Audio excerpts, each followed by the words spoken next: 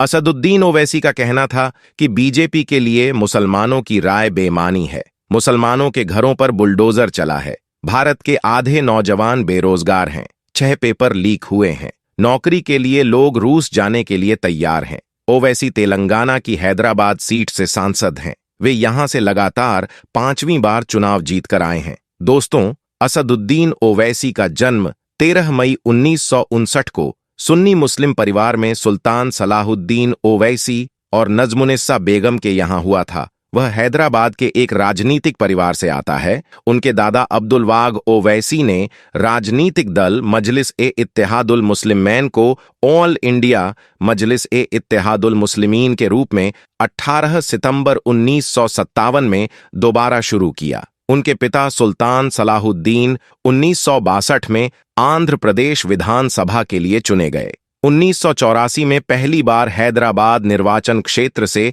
भारतीय संसद के लिए चुने गए और 2004 तक चुनाव जीते रहे। जब उन्होंने असदुद्दीन के पक्ष में पद छोड़ दिया, 2008 में उनका निधन हो गया। हैदराबाद से 5वीं बार सदस्य निर्वाचित हुए ओवैसी ने उर्दू में शपथ ली। शपथ लेने से पहले उन्होंने दुआ पढ़ी। साथ ही ओवैसी ने जय फिलिस्तीन का भी नारा लगाया, जिस पर विवाद खड़ा हो गया है।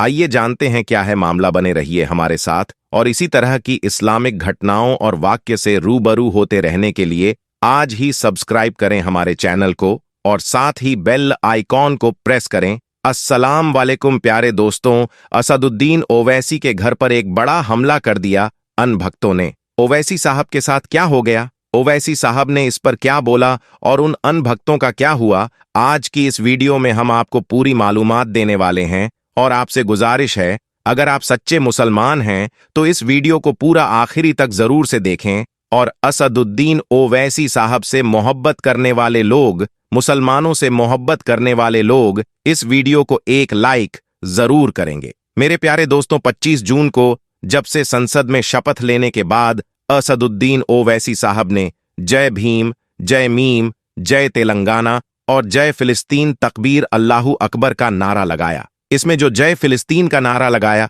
जिसको लेकर के पूरे बीजेपी और अनभक्त में एक बवाल सा खड़ा हो गया है, यह नारा नहीं बल्कि बीजेपी वालों के लिए एक तूफान था। गोदी मीडिया भी खूब खबरें चला रही है कि इससे ओवैसी साहब के संसद की सदस्यता खत्म हो जाएगी। तो मीडिया में यह भी खबर चल रही है कि ओवैसी साहब को जेल भी हो सकती है। तो कोई मीडिया वाले यह खबर चला रहे हैं कि इससे ओवैसी साहब पर इलेक्शन लड़ने से बैन हो सकते हैं। लेकिन दोस्तों, ये सब बातें फर्जी हैं। ऐसा कुछ नहीं होने वाला, क्योंकि ओवैसी साहब ने जो भी नारा लगाया है ना, तो यह संविधान के खिलाफ है और ना ही कानून के खिलाफ है। लेकिन मेरे प्यारे दोस्तों, आपको बता दें कि राष्ट्रीय राजधानी दिल्ली में 34 अशोक रोड पर मौजूद ओवैसी के घर पर जुमा की रात को कुछ लोग पहुंचे थे। इस दौरान इन लोगों ने इजराइल के समर्थन वाले पोस्टर चिपकाए थे और उनके घर पर काली सहाय फेंकी थी। पुलिस के अनुसार इस घटना में 5 लोग शामिल थे। इन लोगों ने ओवैसी के घर के बाहर पोस्टर चिपकाए जिसमें लिखा था, भारत माता की जय, मैं इजराइल के साथ हूं और ओवैसी को निलंबित किया जाना चाहिए। इस घटना का एक वीडियो सोशल मीडिया पर खूब वायरल हुआ, जिसमें एक उपद्रवी ने कहा कि देश के युवाओं को उस नेता के खिलाफ एकजुट होना चाहिए जो भारत माता की जय नहीं बोलता। सूचना पाकर मौके पर पुलिस पहुंची। दिल्ली पुलिस ने पोस्टर हटा दिए। हालांकि तब तक पोस्टर लगाने वाले लोग वहां से जा चुके थे। पुलिस के एक अधिकारी ने बताया कि वे लोगों की पहचान करने की कोशिश कर रहे हैं। उनके खिलाफ कानूनी कार्यवाही की जाएगी। असदुद्दीन ओवैसी ने सोशल मीडिया प्लेटफॉर्म एक्स पर लिखा कि कुछ अज्ञात बदमाशों ने आज मेरे घर पर काली सिहाई से हमला किया। अब मैं गिनती ही भूल गया हूं कि मेरे दिल्ली में मौजूद घर को कितनी बार निशाना बनाया गया है। जब मैंने दिल्ली पुलिस के अधिकारियों से पूछा कि उनके नाक के नीचे से यह सब कैसे हो रहा है, तो वो बेबस खड़े रहे। ओवैसी ने अपनी पोस्ट में केंद्र मंत्री अमित शाह और लोकसभा अध्यक्ष ओम बिरला को टैग करते हुए कहा कि आपके होते हुए यह कैसे हो रहा है? कृपया हमें बताएं कि सांसदों की सुरक्षा की गारंटी होगी या नहीं। उन्होंने आगे लिखा, मेरे घर को निशाना बनाने वाले 2 कौड़ी के गुंडों से कहना चाहता हूं, इससे मुझे डर नहीं लगता। सावरकर जैसी कायरपुरता हरकतें बंद करो और मेरा सामना करने की हिम्मत जुटाओ। सिहाई फेंकना या पत्थर फेंकने के बाद भाग मत जाना। दोस्तों, आपको बता दें कि जिन लोगों ने ओवैसी साहब के घर पर सिहाई फेंकी और पोस्टर लगाया था, पुलिस ने उन 5 आरोपियों को गिरफ्तार कर लिया है दोस्तों।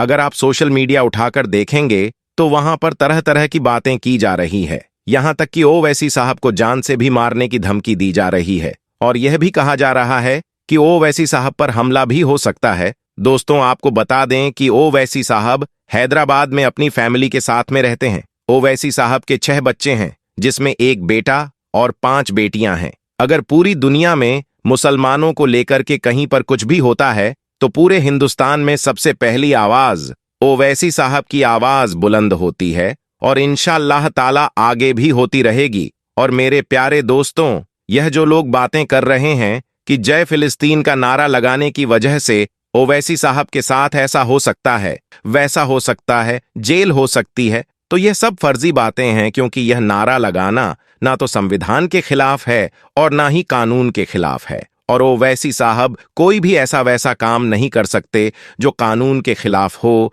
या जो हमारे संविधान के खिलाफ हो। तो मेरे प्यारे दोस्तों, इस छोटी सी वीडियो को आप ज्यादा से ज्यादा मुसलमानों तक शेयर करें और उनको भी इस बारे में बताएं। तो मेरे प्यारे दोस्तों, वीडियो के आखिरी में अल्लाह ताला से दुआ करते हैं कि अल्लाह ताला ओवैसी साहब की हिफाजत फरमाए और उनको और भी ज्यादा कामयाबी तरक्की अता फरमाए, दुश्मनों की नजरों से उन्हें महफूज रखे और अल्लाह ताला हम सबको हिफाजत फरमाए, हम सबको कामयाबी अता फरमाए और दुनिया में सारे मुसलमान को तरक्की अता फरमाए। आमीन या रब्बुल आलमीन। तो मेरे प्यारे दोस्तों, इस वीडियो को ज्यादा से ज्यादा लोगों तक शेयर करें, कमेंट बॉक्स में आमीन जरूर टाइप करें। तो दोस्तों, मिलते हैं, तब तक के लिए अस्सलाम अलैकुम, अल्लाह हाफिज।